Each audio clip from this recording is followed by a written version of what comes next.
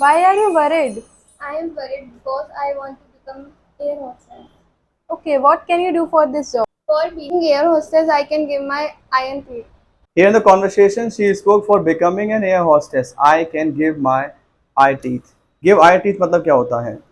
इससे मतलब होता है अगर हम हिंदी बोलें तो उसको बोल सकते हैं मैं कुछ भी कर सकता हूँ, किसी भी हद तक जा सकता हूँ, कुछ भी कुर्बान कर सकता हूँ, सब कुछ कुर्बान Oh कर my सकता हूँ इस चीज़ के लिए God. मैं।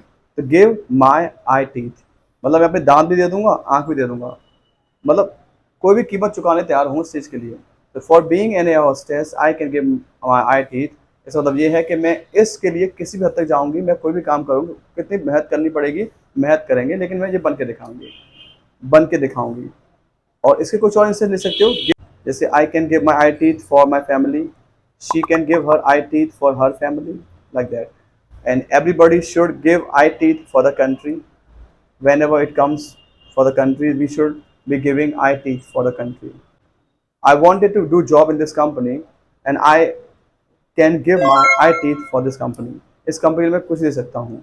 As I have been teaching spoken English, for my spoken English, for teaching this spoken English, I can give my eye teeth. पास में हो जाएगा I gave my I teeth, जैसे आपने कहा किसी कंपनी किसी इंडस्ट्री काम करने के मैं सब कुछ दिया।